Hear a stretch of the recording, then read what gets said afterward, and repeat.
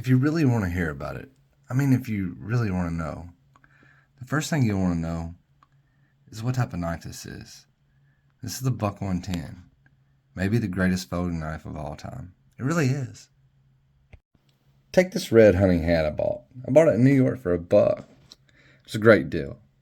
I got a kick out of it. I always get a kick out of things like that. I get a kick out of the Buck 110.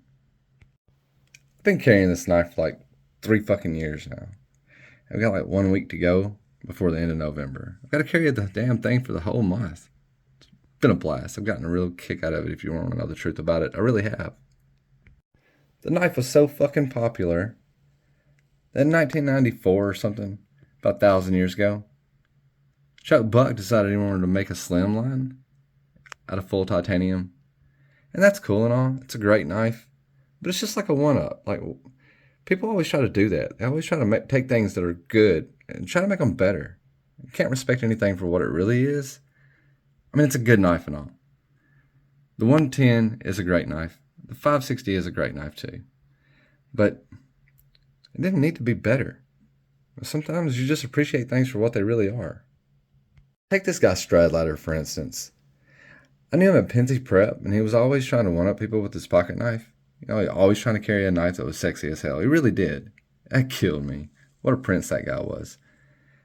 But he was a good guy. He really was.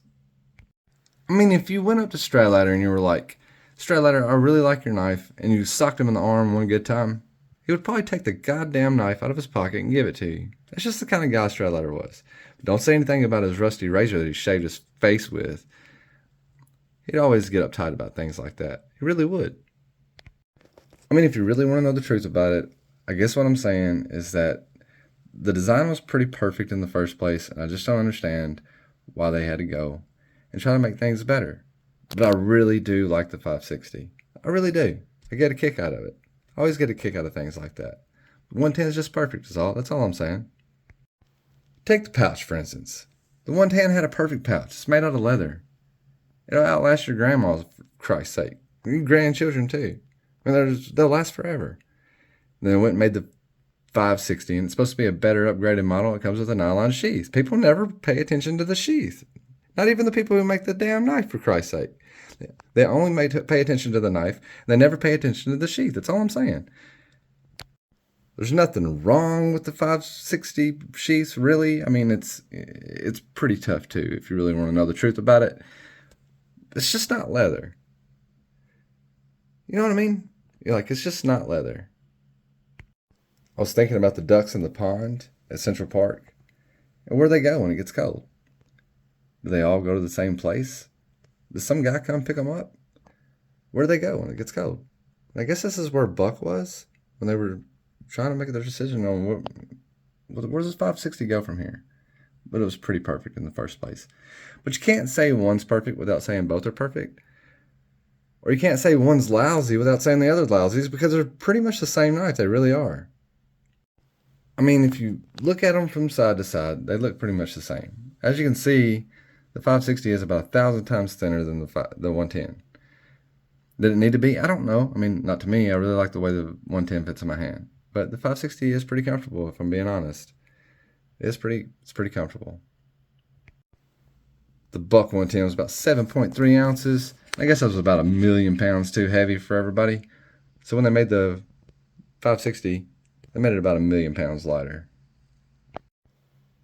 Maybe even 2,000,000 pounds lighter if you really think about it. You hear a lot of knife tube reviewers say that the 560 and the 110 both suck in comparison to something more popular. It's because they're phony. They're saying it sucks because everybody else says it sucks. And that's why they like what everybody else likes too. They like the popular stuff because everybody else likes it, and they know it'll get them views. It's really phony. Kills me if you really think about it.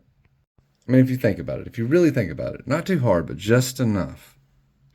The Buck 110 can do just about anything that any other knife can do, maybe even better. Therefore, the 560 can as well. I just don't like it because it's old. And I don't get that. I don't understand why a guy just can't like something just because it's old. They haven't changed the design much because it works. I'm giving away these Benchmades. I'm not giving away the 560, am I? Am I giving away the 110? No. I mean, because at the end of the day, I'd rather have a 110 or a 560 in my pocket. I really would. It's just, I know everybody else likes the Benchmades, and that's okay. Like what you want to like. Just don't like what you want to like because everybody else tells you to like those things. Make up your own damn mind. You're a grown man. It's like my brother DB before he moved out to Hollywood and become a prostitute. He works for the film industry. I hate the films. I really do. They kill me. But he had a wonderful car. It operated just fine. When he got into Hollywood, he bought a little English job, Jaguar. It goes about 7,000 miles per hour.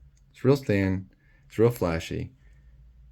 And at night when he's trying to go to sleep, I bet he misses his old car. That's all I'm saying. If you think about it, just enough. Not too hard, just enough. I bet he really misses his old car. But listen, I've got other things to do than sit around and talk about knives all day. I left my bags at the station and I really need to go get them out. All my dough is in those bags, and it's not really my dough. It belongs to my mother. And I'll be getting there Wednesday, and she'll be expecting her dough. I hate for anything to happen to those bags. People are always stealing things. They really are. So until next time, we'll catch you on the flip side.